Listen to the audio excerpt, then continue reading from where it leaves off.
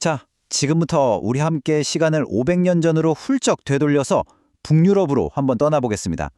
캔버스 위에 현실보다 더 진짜 같은 세상을 창조해냈던 거장들의 이야기, 지금 바로 시작할게요.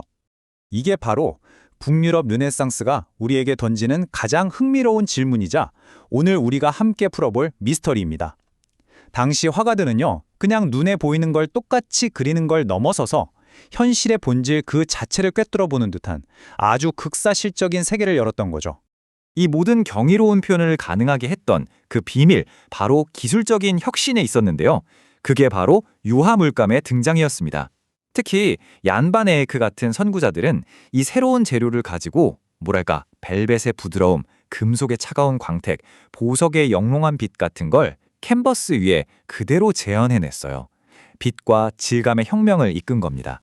이 시대 그림들을 보면요, 말 그대로 우리 눈의 한계를 뛰어넘는 수준이에요. 옷감의 올 하나하나가 다 느껴질 것 같은 질감 표현이나 금속 갑옷에 비친 창밖 풍경에 아주 미세한 왜곡까지, 그 놀라운 디테일이 우리를 그림 속 세상으로 그냥 푹 빠져들게 만드는 거죠. 자, 그럼 이제 예술의 시선을 바깥 세상에서 최초로 자기 자신, 그러니까 예술가 본인의 내면으로 돌렸던 화가 알브레히트 듀러를 만나보겠습니다. 정말 듀러가 바로 우리 곁에서 직접 말을 거는 것 같지 않나요?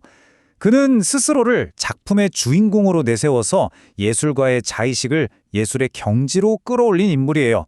그의 자화상은 나는 누구인가? 라는 철학적 질문을 던지는 시대를 정말 한참 앞서간 선언과도 같았습니다.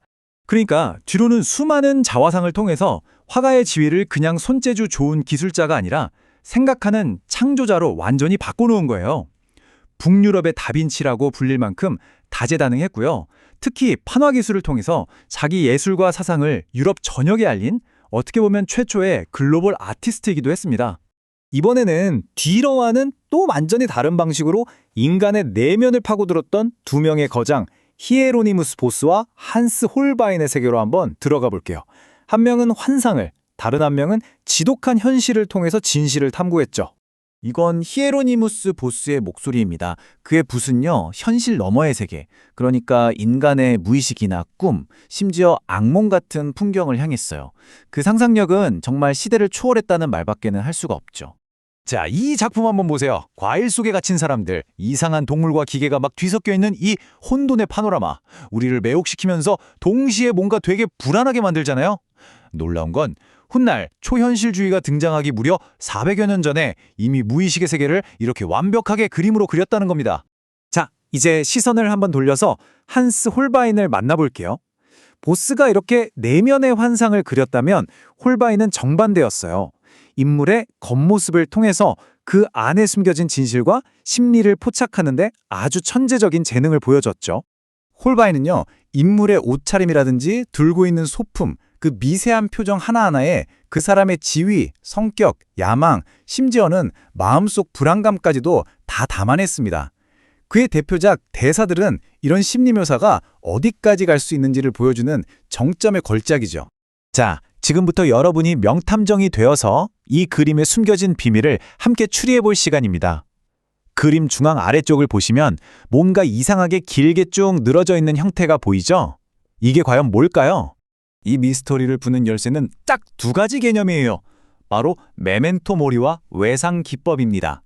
죽음을 기억하라는 뜻의 메멘토 모리, 그리고 특정 각도에서만 형태가 제대로 보이는 시각적 트릭인 외상 기법. 홀바인은 이 두 가지를 결합해서 정말 놀라운 메시지를 숨겨놨습니다. 네, 정답은 바로 해골입니다. 홀바인은 당대 최고의 권력과 지성을 뽐내는 두 대사의 발밑에 이 죽음의 상징을 쓱 그려넣은 거예요. 지상의 모든 부와 명예가 결국 죽음 앞에서는 아무것도 아니라는 강력하면서도 조금은 섬뜩한 진실을 드러낸 거죠.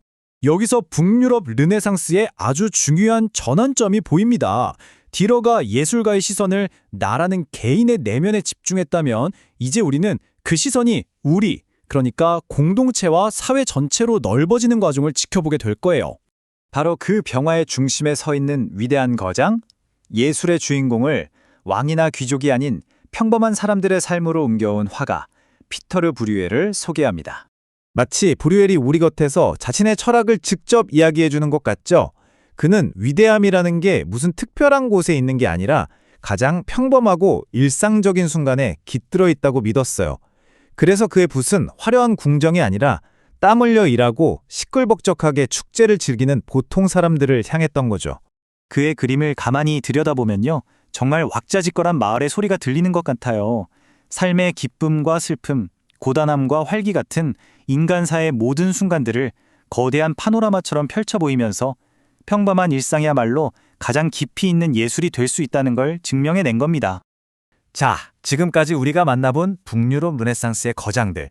이들이 캔버스 위에 남긴 위대한 유산은 무엇이었는지 한번 정리해 볼까요? 데네 에이크의 기적적 혁명에서 시작해서 듀러의 자아식 탐구, 보스의 기괴한 상상력, 홀바인의 심리적 통찰, 그리고 브류이러의 따뜻한 사회적 시선까지 이들은 각자 다른 방식으로 캔버스라는 창을 통해 우리가 세상을 보고 이해하는 법을 영원히 바꾸어 놓은 겁니다. 500년 전 화가들은 자신들의 주변, 바로 그들의 일상 속에서 위대한 예술을 발견했습니다. 이 질문을 마지막으로 남겨봅니다.